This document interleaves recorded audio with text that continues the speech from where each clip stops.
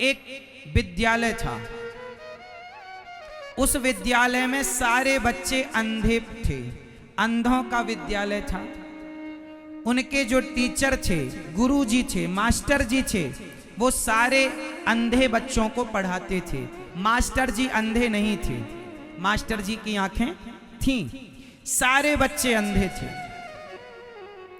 एक दिन गांव में हाथी आया, एक दिन गांव में हाथी आया तो स्कूल के सारे बच्चों ने कहा, गुरुजी ये घंटा आज बज रहा है, ये क्यों बज रहा है? गुरुजी ने कहा, आज गांव में हाथी आया है और हाथी के गले में घंटा पड़ा है, वो टन टन टन टन बज रहा है। तो चेलों ने कहा, विद्यार्थियों ने कहा, गुरुजी क्या हम हाथी को देख सकते हैं? गुरुजी बोले, बेटा काश तुम्हारी आंखें होती तो तुम देख पाते, पर तुम्हारी तो आंखें नहीं। अच्छा, तो गुरुजी आप हाथी को बुला दो, हम लोग आंखों से नहीं देख सकते तो क्या हुआ, हम लोग छू करके देखेंगे, छू करके टच करेंगे, स्पर्श करेंगे। हाँ ठीक है। गुरुजी ने महावत को बुलाया, भैया जरा हाथी ले आओ, हमारे स्कूल के बच्चे हाथी का दर्शन करना चाहते हैं। हाथी आया, गुरुजी ने एक एक करके बच्चों से कहा, जाओ। बच्चा एक गया और हाथी के पांव को पकड़ के आया। पांव, अच्छा हाथी मोटा मोटा होता है खंबे की तरह, पांव पकड़ के लौट आया। दूसरा बच्चा गया तो उसकी पकड़ में हाथी की सूंड आई, सूंड। अब सूंड को पकड़ के उसने, अच्छा ऊपर मोटा होता है नीचे पतला होता है, हाथी ऐसा होता है। तीसरा गया तो हाथी जब तक बैठ गया तो हाथी का पेट पकड़ के आया, अच्छा हाथी दीवार की तरह होता है। चौथा गया तो हाथी की पूंछ पकड़ में आई, उसने कहा, अच्छा हाथी झाड़ू की तरह होता है। पांचवा गया तो हाथी के कान पकड़ लिए, अच्छा सुपड़े की तरह, सूपे की तरह होता है हाथी। जो जाए वह एक चीज पकड़ के आ जाए, और जो पकड़ के आए वो उसी को संपूर्ण मान ले कि यही हाथी है। अब सारे बच्चों ने देख लिया, महावत हाथी को लेकर चला गया। गुरुजी ने कहा, बच्चों हाथी किस किस ने देखा? सबने कहा हमने देखा। चलो बताओ हाथी कैसा था? एक ने कहा, गुरुजी खंबे की तरह था। दूसरे ने कहा, गुरुजी ये गलत कह रहा, हाथी झाड़ू की तरह था। तीसरे ने कहा, गुरुजी दोनों गलत, हाथी दीवार की तरह था। चौथे ने कहा, गुरुजी तीनों गलत, हाथी सूपे की तरह था। पांचवे ने कहा, सब गलत, हाथी नीचे से पतला था ऊपर से मोटा था, सूंड पकड़ी जिसने। अब आप लोग उत्तर दो, इन सारे बच्चों में सही कौन कह रहा है और गलत कौन कह रहा है? उत्तर दो फटाफट। इन सभी बच्चों में सही कौन कह रहा है? कौन? जोर से मेरी मां, सही कौन कह रहा है? सही कौन कह रहा है? और गलत कौन कह रहा है? अब समझो, इन बच्चों की अलग अलग टीम हो गई। पांव पकड़ने वाले का दल अलग हो गया, सूंड पकड़ने वालों का दल, क्योंकि उनका एक विचार हो, हाँ भाई तुम हमारी तरह ठीक कह रहे हो। पांव पकड़ने वाले का, सूंड पकड़ने वाले का पूंछ। अब दल दल हो गए, 5 दल बन गए। 5 दल में 10-10 बच्चे आ गए, क्योंकि 10 ने सूंड पकड़ी थी तो वो एक तरफ हो गए, 10 ने पूंछ पकड़ी तो वो एक तरफ हो गए, 10 ने पेट पकड़ा तो वो एक तरफ हो गए। अब बताओ इनमें सही कौन कह रहा है और गलत? ना तो ये लोग सच कह रहे हैं, ना तो ये लोग झूठ कह रहे हैं। इनका ये कह रहे हैं हाथी खंबे की तरह होता है, ये बात सच तो है पर अर्ध सत्य है, आधी सच है। ये कह रहे हैं हाथी झाड़ू की तरह होता है, तो सच तो है पर आधा सच है। भाई इन लोगों ने जितना देखा है इन्होंने उतने को संपूर्ण मान लिया। इन्होंने जितना देखा है उतने को संपूर्ण मान लिया, जबकि हाथी तो इनके देखने से कहीं ज्यादा था। उसी तरह हिंदुओं ने ईश्वर को जितना देखा, उसको जितना समझा, उन्होंने उतना उसके बारे में कह दिया। मुसलमान ने जितना देखा, जितना गाया, उन्होंने उतना कह दिया। यहूदी पारसी जितना जिसने देखा उसने उतना कह दिया। सच्चाई तो यह है कि हम और आप ईश्वर के बारे में जितना कह रहे हैं, जितना जान रहे हैं, ईश्वर उससे करोड़ों गुना अधिक है। इसलिए हमारे यहाँ गोस्वामी जी लिख रहे हैं कि हरि अनंत, हरि कथा अनंता, कहाँ ही सुनहि बहुविधि सब संता। हरि अनंत मतलब उसे कहा ईश्वर अतर्क है, शब्दों से परे है, उसे कोई नहीं कह सकता कि वो कैसा है। भगवान कैसे हैं? जाकी रही भावना जैसी, भाव आपका जो है भगवान वो है। पर हम सोचें कि भगवान ऐसे ही हैं, ना, भगवान हमारे जानने, हमारे पहचानने से करोड़ों गुना श्रेष्ठ हैं और ज्यादा हैं। इसलिए ईश्वर को लेकर ज्यादा विवाद ना किया करो। भगवान कैसे हैं ये छोड़ दो, भगवान में आप सच्ची आस्था रखो और भगवान से प्रेम करो। जो प्रेम करेगा उसे भगवान स्वयं बता देंगे कि मैं कैसा हूं। अर्जुन को जब गीता सुनाई तो भगवान ने अपना विराट रूप दिखाया। अर्जुन की आंखें बंद हो गईं, क्योंकि इन आंखों से भगवान के उस रूप को वो कैसे देख सकते। तब भगवान ने अर्जुन को दिव्य चक्षु प्रदान किए। जब तक भगवान दिव्य नेत्र नहीं देंगे तो अर्जुन भगवान को ना देख पाए, तो बिना दिव्य चक्षुओं के आप और हम भगवान को क्या देख पाएंगे। इसलिए उनके चरणों में समर्पण कर दो, प्रभु के चरणों में। वो आपको योग्य समझेंगे तो अपनी कृपा दृष्टि देकर वो अपने आप को दिखा देंगे कि मैं कैसा हूं। विवाद में ना उलझो भगवान को लेकर, ईश्वर विवाद का विषय नहीं है। एक राजा था, उस राजा ने अपने नगर में घोषणा करा दी कि यदि भगवान हैं तो मुझे दिखाओ। जितने भक्त लोग थे, जितने संत थे, जितने साधु थे, ब्राह्मण थे, भक्त लोग, वैष्णव थे, उन सबको बुलाया राजा ने। ए सब यहां आओ। सब आए द्वार पर, दरबार में। राजा ने कहा 1 महीने का समय देता हूं तुम सबको। कितने महीने का? यदि तुमने 1 महीने में मुझे मेरे 3 प्रश्नों का उत्तर दे दिया तब तो मैं मंदिर रहने दूंगा, मूर्तियां रहने दूंगा, वरना सारी मूर्तियां मैं हटवा दूंगा मंदिरों से। राजा बड़ा दुष्ट था, किसी की नहीं सुनता। राजा ने कहा मेरे 3 सवाल सुनो। राजा के 3 सवाल क्या क्या थे वो ध्यान पूर्वक सुनो और समझो।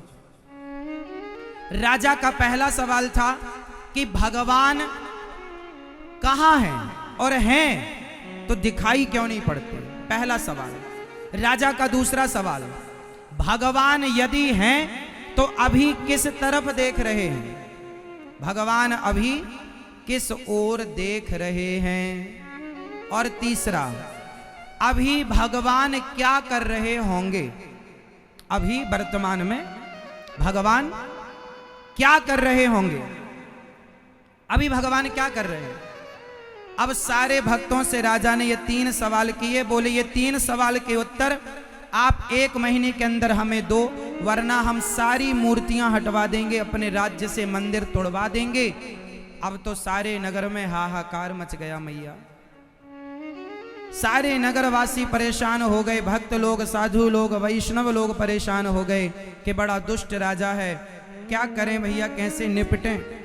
लोगों ने राजा को समझाया कि जैसे हवा दिखाई नहीं पड़ती वैसे भगवान दिखाई नहीं पड़ता, पर राजा ने बात नहीं मानी। बोले हम इन तर्कों से नहीं मानेंगे। अब सारे राजा परेशान, सारे प्रजा परेशान। आज महीने का आखिरी दिन था।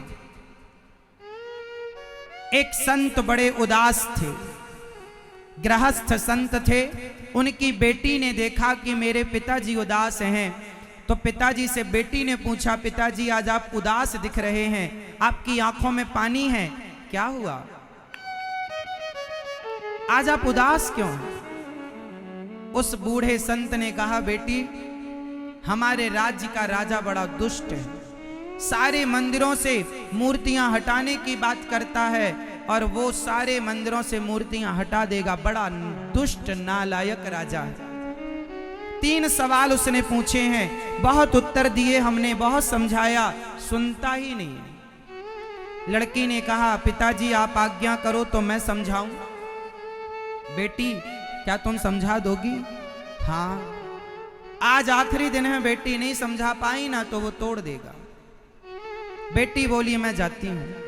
वो नन्ही सी बेटी राजा के दरबार में चली गई। दरबार लगा था, राजा बैठे थे, बड़े बड़े मंत्री संतरी बैठे थे, बड़ी भीड़ लगी थी। आज राजा का आखिरी निर्णय निकलने वाला था। तभी लड़की आई, महाराज मैं आपके 3 प्रश्न का उत्तर देती हूं। ठीक है, दे दो। पहला प्रश्न का उत्तर मैं आपको दूंगी, पर मुझे पहले दूध ला करके दो। राजा ने कहा, सेनापति बच्ची को दूध की व्यवस्था कराई जाए। सोने के कटोरे में भरकर राजा ने दूध दिया।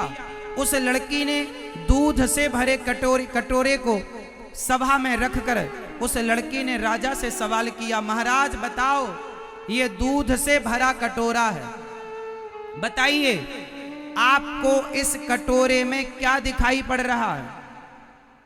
राजा ने कहा, मुझे इस कटोरे में दूध दिखाई पड़ रहा है। लड़की ने कहा, महाराज आप कह रहे हैं कि आपको दूध दिखाई पड़ रहा है, पर मुझे तो इस दूध में मक्खन दिखाई पड़ रहा है। आपको कटोरे में दूध दिख रहा है, मुझे मक्खन दिख रहा है। राजा बताइए, मेरी बात गलत है क्या? क्या इस दूध में मक्खन नहीं है? बताइए महाराज, क्या इस दूध में मक्खन नहीं है? बताओ आप लोग, क्या इस दूध में मक्खन नहीं है? जोर से उत्तर दो। राजा ने कहा, हां मक्खन है, इस दूध में मक्खन है। लड़की ने कहा, इस दूध में मक्खन है, लेकिन आपको दिखाई क्या पड़ा?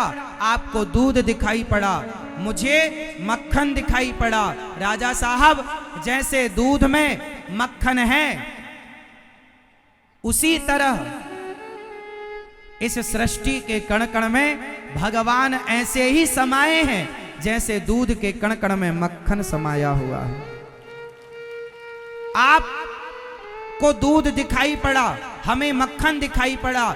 आपको मक्खन नहीं दिखा, इससे यह सिद्ध नहीं होता कि दूध में मक्खन नहीं है। आपको नहीं दिखा, यह सही है कि आपने नहीं देखा, पर है। उसी तरह ईश्वर परमात्मा कण कण में है, आपने नहीं देखा, यह बात सही है, लेकिन आपके ना देखने से यह सिद्ध नहीं होता कि भगवान नहीं है। आपके हाथ में बैक्टीरिया होते हैं, क्या आंखों से दिखाई पड़ते हैं?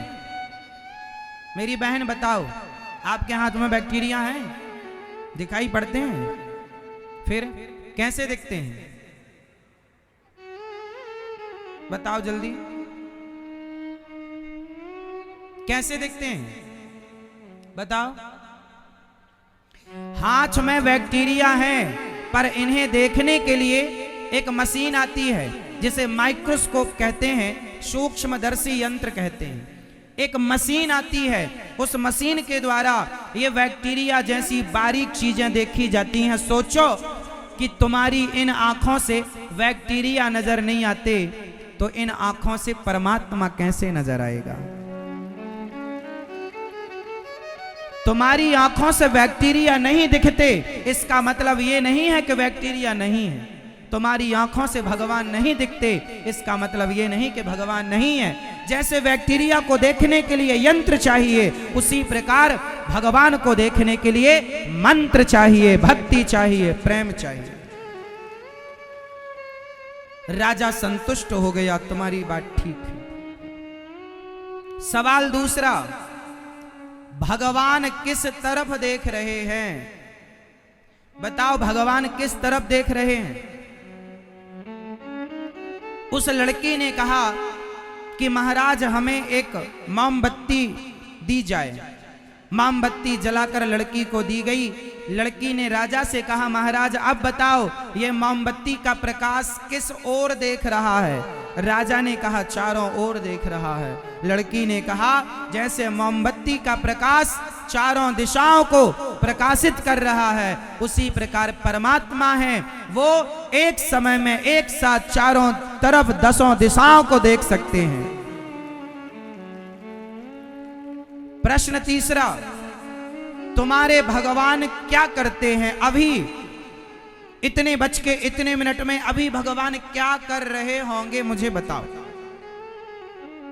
लड़की ने कहा, महाराज मैंने आपके 2 सवाल का उत्तर दिया, ये बताओ कि प्रश्न पूछने वाला बड़ा होता है या उत्तर देने वाला? राजा ने कहा कि उत्तर देने वाला गुरु होता है, प्रश्न करने वाला शिष्य। तो लड़की ने कहा कि मैं आपकी गुरु हो गई, आप मेरे शिष्य हो गए, तो आप सिंहासन पर ऊपर बैठे हो और मैं नीचे खड़ी हूं। गुरु को कहां होना चाहिए? ऊपर, तो मुझे ऊपर बिठाओ। राजा नीचे उतर कर आए, अपनी सिंहासन पर लड़की को बिठाकर कहा, बताओ तुम्हारे भगवान क्या करते हैं? लड़की ने कहा, जो राज सिंहासन पर बैठा है उसके सिर पर मुकुट होना चाहिए, या जो द्वार पर खड़ा है उसके सिर पर? राजा बोला कि जो राज सिंहासन पर। राजा ने अपना मुकुट उतारा, लड़की के माथे पर रखा, बोला बताओ तुम्हारे भगवान अभी क्या कर रहे हैं? लड़की ने कहा, मेरे भगवान अभी ये कर रहे हैं कि मुझ जैसे भिखारी को उन्होंने राजा बना दिया और तुम जैसे राजा को भिखारी बना दिया। देखो तुम्हारी जगह पर मैं बैठ गई और मेरी जगह पर तुम खड़े हो गए। ये मेरे विधाता का रोज का काम है, राजा को रंक बनाना, और रंक को ये मेरे भगवान का रोज का काम है। अभी मेरे भगवान ये कर रहे हैं, तुम जैसे राजा को पद से नीचे कर दिया और मुझ जैसे सामान्य नागरिक को राजा बना दिया। राजा चरणों में गिर पड़े, समझ गए कि मैं जो निर्णय मैं लेने जा रहा था वो गलत था।